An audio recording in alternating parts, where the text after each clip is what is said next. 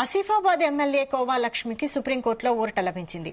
ఆమె ఎన్నిక చెల్లదంటూ ప్రత్యర్థి కాంగ్రెస్ అభ్యర్థి అజ్మీరా శ్యామ్ నాయక్ సుప్రీంకోర్టులో పిటిషన్ దాఖలు చేసింది కొట్టివేసింది. కోవా లక్ష్మి 2023 ఎన్నికల్లో తను ఎన్నికల కమిషన్ కు అందజేసిన అఫిడవిట్లో తప్పుడు సమాచారం ఇచ్చారని, ఆమె ఎన్నిక చెల్లదని హైకోర్టులో శ్యామ్ నాయక్ పిటిషన్ దాఖలు చేశారు.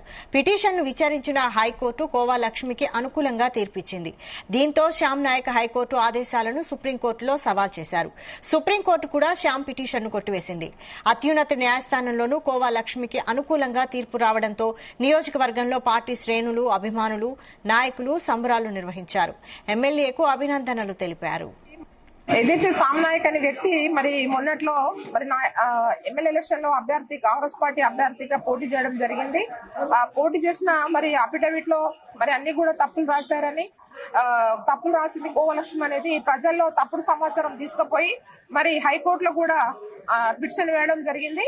హైకోర్టులో కొట్టివేసిన తర్వాత మళ్ళీ సుప్రీంకోర్టు వెళ్లారు. సుప్రీంకోర్టులో కూడా మరి వేసిన తర్వాత ఈ రోజు సుప్రీంకోర్టు న్యాయస్థానం కూడా ఈ రోజు మరి తీర్పు వచ్చిన తర్వాత మరి ఇప్పుడైనా కాంగ్రెస్ పార్టీకి చెందిన వంటి శ్యామ్ నాయక్ అనే వ్యక్తి ఇవాళ ధర్మం, న్యాయం అనేది అర్థం చేసుకోవాలి. నీతి నిజాయితీకి మారు పేరు ఉన్నవంటి కోట్నక భీమరావు వారి కూతుర్లు వాళ్ళు నిస్వార్థంగా పనిచేసిన వంటి కోట్నక భీమరావు కూతుర్ల వాళ్ళని నేను విమర్శించడం ఏంటి అనేది ఇప్పటికైనా ఆయన బుద్ధి తెచ్చుకోవాలి. ఎందుకంటే మొన్న చిన్న సంఘటనలు కూడా మరి అధికారుల పార్టీలో ఉండి మరి ఒక ఇన్ఛార్జిగా మరి కాన్స్టిట్యున్సీ కూడా మరి ఒక ఆదివాసీ మహిళ మీద ఎట్లా ప్రవర్తించాలని కూడా ఆయనకు తెలీదు.